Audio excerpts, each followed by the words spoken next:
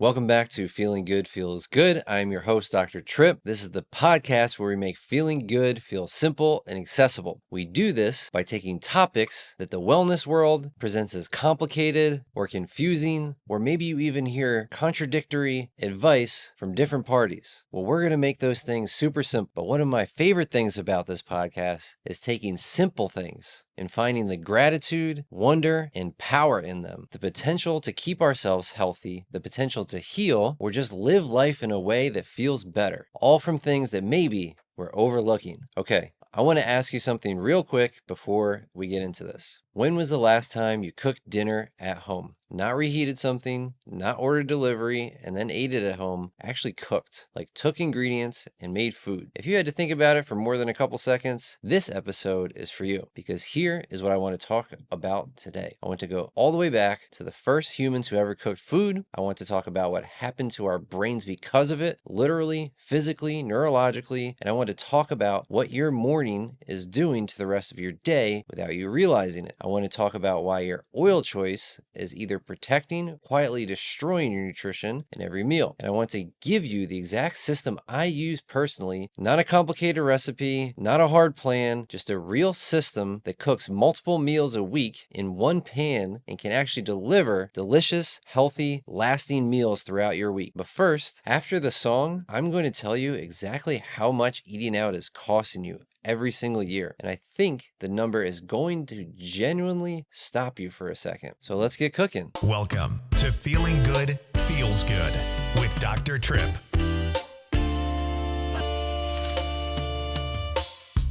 Welcome to a state of feeling good. It's how we live and how you could. Just know it's how we're all meant to be. If things are off, listen to your body. It can tell us exactly what we need. Physical, emotional, nutritional, or mentally. No need to worry, it's reached accessibly. No matter how you felt or what you've heard, well-being's for everyone, it's what you deserve.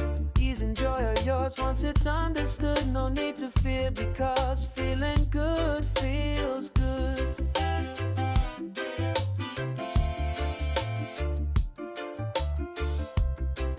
The information in this podcast is intended for educational and informational purposes only. It is not medical advice and should not be interpreted as a diagnosis, treatment, or prescription. Listening to this podcast does not establish a doctor-patient relationship.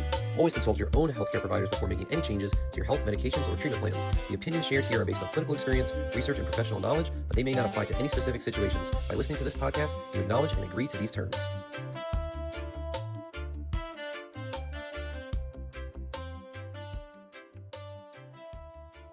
All right, here's the number that I promised you. The average American spends about $879 per month eating out. That is $10,548 per year on restaurants and takeout alone. Let that sink in for a second. The average home-cooked meal costs between $4 and $6 per serving. The average restaurant meal costs between $15 and $20 per serving. That is a 285% markup, nearly 3 times the cost. For the same amount of food, that difference is paying for their rent, their labor, their overhead, their profit margin, and someone else's paycheck. All of which are legitimate things, and I do encourage eating out as a fun thing to do, but they're not things that are doing anything for your nutrition and your body. Here's the number that really got me.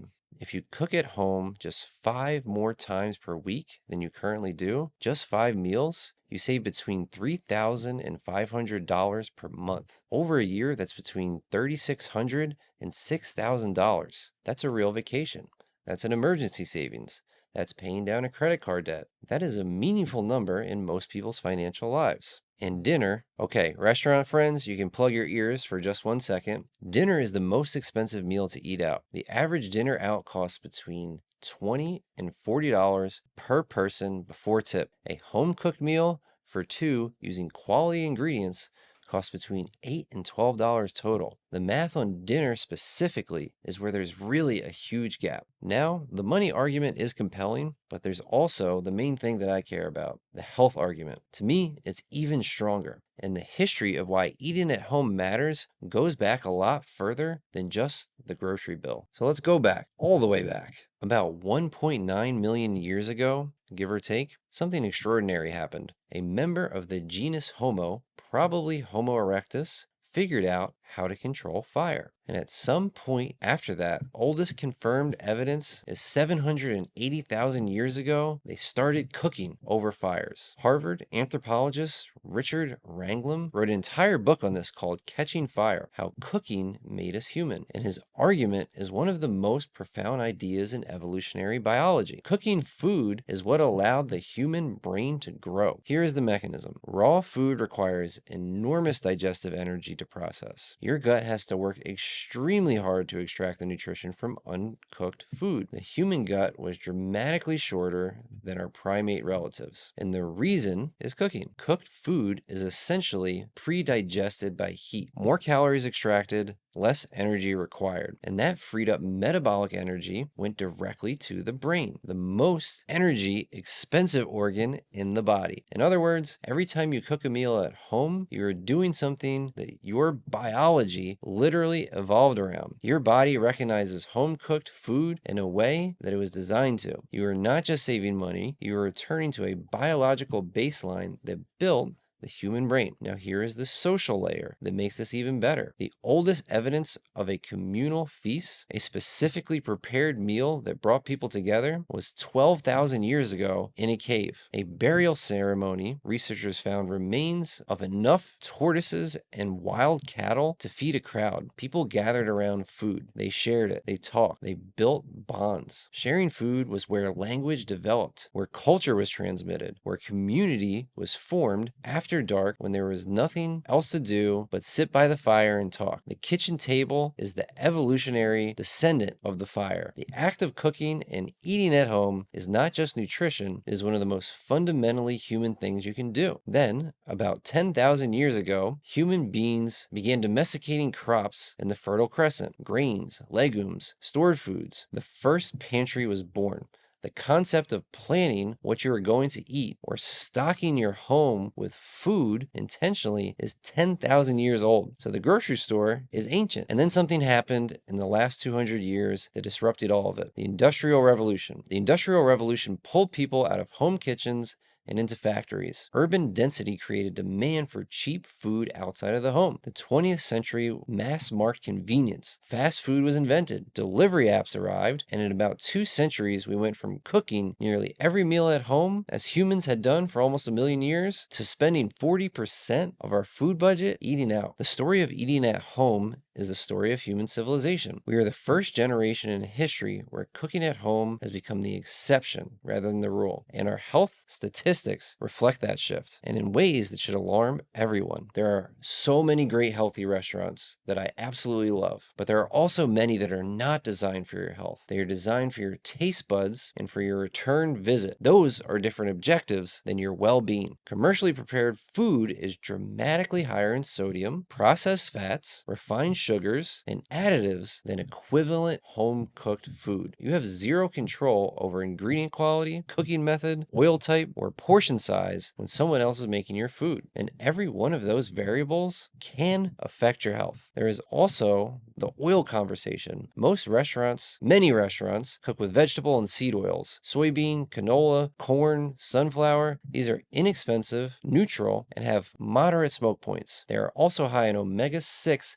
polyunsaturated fats, which are molecularly unstable under high heat. When these oils are heated up, they oxidize, producing inflammatory compounds, some of which are genuinely toxic to cells and DNA. At home, you get to choose, and the choice matters more than people realize. Avocado oil has a smoke point of up to 520 degrees Fahrenheit. It is approximately 70% oleic acid, a monounsaturated fat that is molecularly stable under deep heat. Its essential fatty acids profile remains complete and intact through the cooking process. You are adding heat-stable, heart-healthy, inflammation-neutral fat that retains everything beneficial about it even after the pan gets hot. Now, ghee. Ghee is clarified butter. Butter with the milk solids removed. Those milk solids are precisely what make regular butter unstable at high temperature. Remove them and the smoke point rises to 485 degrees. Ghee has been used in Ayurvedic medicine for 5,000 years. It contains fat-soluble vitamins like A, D, E, and K2. It contains butyric acid, which supports gut health and is oxidatively stable, meaning it does not produce harmful compounds under normal cooking heat. Its essential fatty acids remain preserved from pan to plate. The difference between cooking your dinner at home in avocado oil or ghee versus eating the same dinner at a restaurant cooked in reused vegetable oil is one of the highest leverage decisions you can make about your inflammatory load. All right, let's talk about a system for eating at home. Let's start with breakfast. Breakfast is perhaps the most important meal of the day, not because of the cliche, but because of the cortisol and the blood sugar science. In the morning, your cortisol is naturally elevated. That is healthy. It is what wakes you up, and your insulin sensitivity is actually at its highest point of the entire day. Your body is primed to handle food efficiently. But here is what many people do. They eat something sweet, cereal, pastry, flavored yogurt, juice, fruit-heavy smoothies, and this is where the day goes sideways before it has even started. When you eat something sweet first thing in the morning, two things happen simultaneously. In your brain, sweet taste triggers a dopamine hit. The problem is dopamine is pleasure, not energy. Your brain now spends the rest of the morning craving that feeling again. Your cravings for the entire day are essentially set by your first sugary bite. In your cells, your mitochondria get flooded with glucose. They get overwhelmed. They cannot produce energy properly under that glucose load. So despite the dopamine hit and the energy you feel, you will crash and you will get hungry again and you will crave something sweet again. And that cycle will just repeat all day. A savory protein breakfast stops this cycle before it even starts. Protein does not trigger the same dopamine cascade. It does not spike blood sugar. It keeps you full significantly longer. It gives your mitochondria a steady fuel source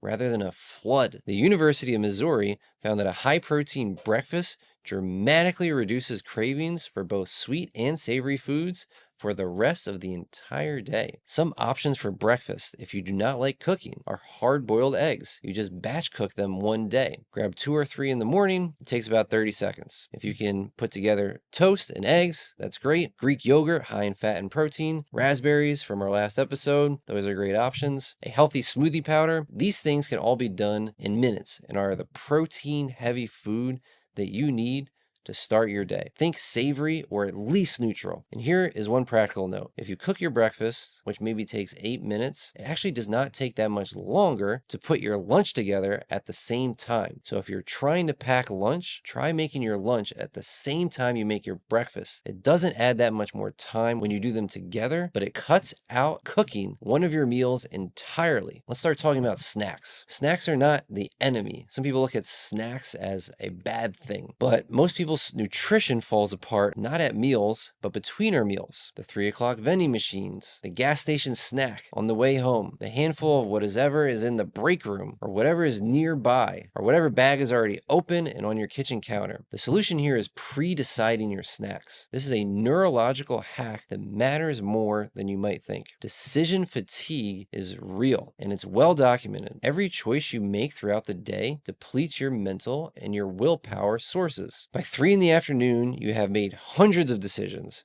Your prefrontal cortex, the decision-making center of your brain, is running on fumes. That is when you make the worst food choices. Not because you're weak, but because you are depleted. Pre-deciding your snacks removes an entire category of decision from your day. You do not choose in the moment, you just eat what you already decided. This is the same reason elite performers wear the same thing every day or eat the same breakfast. Fewer decisions means more cognitive resources and more fuel for performance. performance. So here are a few snack recommendations. One of my favorites, especially when you have to use your brain a lot, is grapes and walnuts. Grapes provide fast glucose, quick fuel for the brain, and walnuts provide omega-3 fatty acids and slow burning energy. The combination give your brain both fast and sustainable food, and when eaten together, they bring more blood to the brain and allow it to fire quicker from anthocyanins and omega-3s. Pistachios and peanuts are some of my favorite snacks to have. They're high in protein, high in healthy fat, and we generally take our time when we're eating them. The consumption gives you satiation signals. Remember, your brain takes about 20 minutes to register fullness after you eat. A snack that takes a little longer to eat gives your brain time to catch the message that you're feeling full before you have overeaten. I love an apple alone, or if you need more calories, an apple with peanut butter. This is a blood sugar stabilizer. The fiber and pectin in a whole apple help control sugar cravings. Apples are one of the most studied foods for metabolic health and for blood sugar regulation. They're cheap, they're portable, they have zero prep. You literally just wash them and then eat them. Quality whole grain crackers with something on them, this one gets overlooked. So organic whole wheat crackers or seed crackers, not the refined white flour kind, paired with nut butter, hummus, or a slice of cheese give you the fiber, complex carbohydrates, protein, and fat in one snack. This is actually one of the most complete snack options on this list because it hits all three satiation signals simultaneously. Fiber, protein, and fat working together. If you are someone who needs something that feels more like a real snack and less like grabbing a handful of nuts, this is a good move. Keep a box of quality crackers and a small container of nut butter or hummus or healthy cheese. Celery and peanut butter, an old one, also underrated. The celery gives you crunch, hydration, almost 0 calories. The peanut butter gives you protein, fat, and satiation. The combination is satisfying in a way that feels more like food than it actually is. Good for people who eat out as boredom as much as hunger. The key principle across all of these, protein plus fat plus fiber equals satiation. If your snack does not have at least 2 of these, it might not be a real snack. It may be just a temporary fix that makes you hungrier in 45 minutes. Let's talk about lunch. Lunch is generally the most metabolically flexible meal. And I want to explain why that is not just an excuse to eat whatever you want. It's actually science. By midday, your cortisol has been declining since its morning peak. Your insulin sensitivity, which is your highest in your morning, is still good, but beginning to modulate. Your digestive system is fully active. Your body is at its most metabolically balanced point of the entire day. It can handle a wider range of foods at lunch. More carbohydrates, more variety, more flexibility. And it can do this without the same blood sugar consequences that there would be at breakfast or dinner. This is the meal where you give yourself the most room. You are not undoing anything by having a more varied lunch. You are working with your biology, not against it. Practically, if lunch is your weakness and you are trying to be more mindful about what you're eating, you have 2 simple options. Pack leftovers from last night's dinner, or make your lunch at the same time you make your breakfast in the morning. If you are already standing at the stove for 8 minutes making eggs, it does not take that much longer to put together a container of last night's food, or putting together a sandwich, or whatever it is that you're having for lunch. This eliminates making a decision and having to cook another meal. Okay, this is where things can really hit home. This is the anchor of everything, and the secret is simplicity. It's dinner. I cook dinner twice a week. That is it. Sometimes 3. 2 cooking sessions. Each one produces enough food for 2 to 3 meals, Sunday and Wednesday, or Monday and Thursday. Pick 2 days and protect them as your nights that you are going to cook. Here's the system. 1 pan, 1 cutting board, 1 rice cooker. That's it. I do not like to use too many dishes. It makes this whole process harder. The rice cooker goes on first. Rice, quinoa, whatever grain you want. Set it and forget it. While that's running, you're on the cutting board. Proteins, vegetables. The hard food goes in the pan first. Soft food goes in last. Onions, garlic. I have avocado oil or ghee in the pan. The pan is getting hot, and I start by cutting the food that is the most firm first. So the rice is cooking, the pan is getting hot, the food is getting prepped with just 1 cutting board. Remember, start with the hardest food and end with the softest food. This way, the entire pan will be cooked evenly. Now the spices. And I want to be clear about something. The spices in your refrigerator, not your cabinet, in your refrigerator are not just flavor. They are absolutely food medicine. Turmeric is one of the most studied anti-inflammatory compounds on the planet. The active compound curcumin has been shown in hundreds of studies to reduce inflammatory markers. As a chiropractor, I see chronic inflammation walk through my door every single day. Turmeric in your food is a daily deposit into your anti-inflammatory bank account. Cumin supports digestion and has been shown to help with blood sugar. Cayenne contains capsaicin, which improves circulation. Think about all the people struggling with blood flow and circulation. It supports metabolism and has been shown in research to modulate pain signals, which is directly relevant to everything I see. So the spices that you keep in your refrigerator, again, not in your cabinet. Once they're open, they're in your refrigerator. So all of those spices will help you out dramatically. Another one that I like to use is garlic.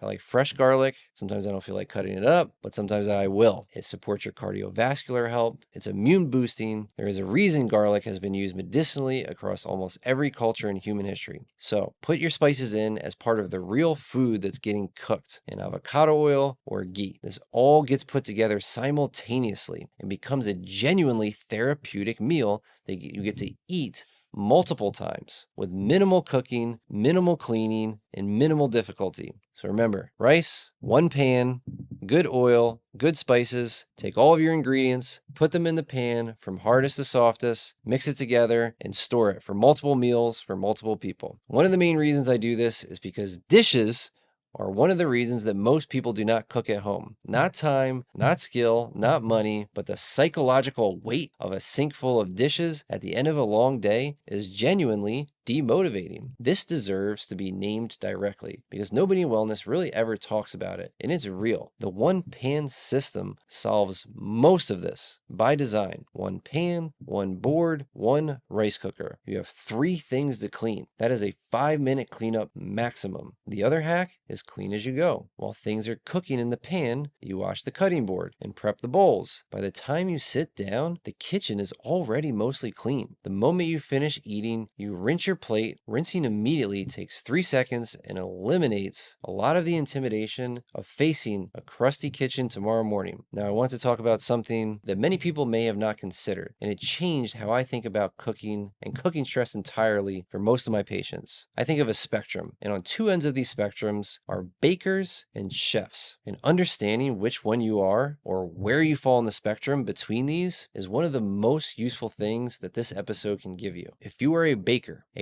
needs to know that if they follow the instructions correctly, the outcome will be right. The recipe is not a constraint, it's a relief. The structure removes anxiety. The predictability is the point. If this is you, meal planning is not obsessive. It is how your brain works best. Know exactly what you are making, write the grocery list. That certainty is what frees you to show up in the kitchen without dread. Now, the opposite. A chef looks at a recipe and feels limited, intimidated, anxious. They see ingredients and want to create. Having to follow instructions tells them what they cannot do more than what they can. If this is you, do not follow recipes. Buy ingredients and just throw them together. The one pan system is perfect for your personality because the only rule is hardest ingredients first. Everything else is yours to create. The lack of a recipe is not chaos, it's freedom. Most people who say they hate cooking are actually just using the wrong approach for their personality. The baker has been trying to improvise and they get stressed. The chef has been trying to follow recipes and they get overwhelmed. Give yourself permission to be the kind of cook that you actually are and notice how much more ease you feel when approaching cooking. Here is a number that genuinely surprised me when I looked it up. Americans who try to cook at home regularly spend between 50 and 71 minutes per day cooking. Add grocery store shopping and cleanup, and you are looking at close to 90 minutes every single day. Every day. That is over 10 hours per week for someone trying to cook all their meals at home. Some of these systems, 2 full cooking sessions per week at about 30 to 40 minutes each, is roughly 80 minutes of actual cooking per week. Total, not per day, per week. That is a difference between spending 10 hours a week on food and spending just over 1 hour. And the food I make in that 1 hour covers the same number of meals. That time is not theoretical. It is real. And you can spend it on anything else in your life. Your family, your work, your rest, your health. So some of my actual formula, cooking on Sunday, that feeds me Sunday night, lunch Monday,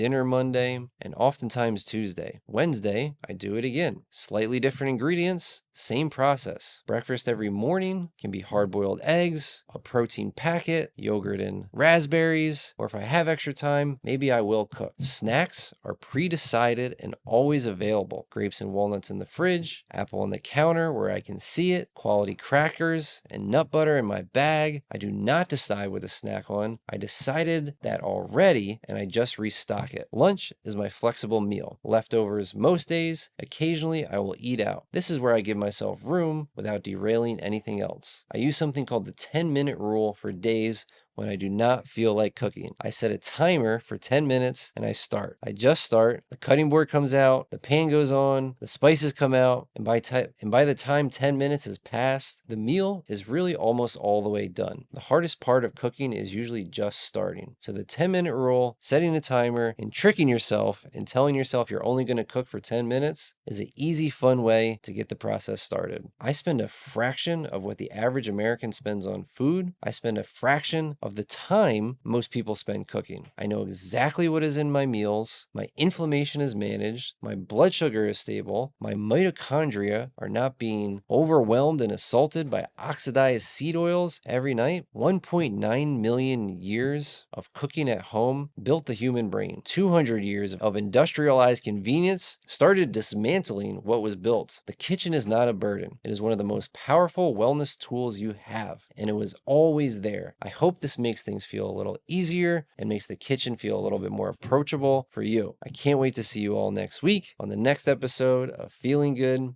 Feels Good.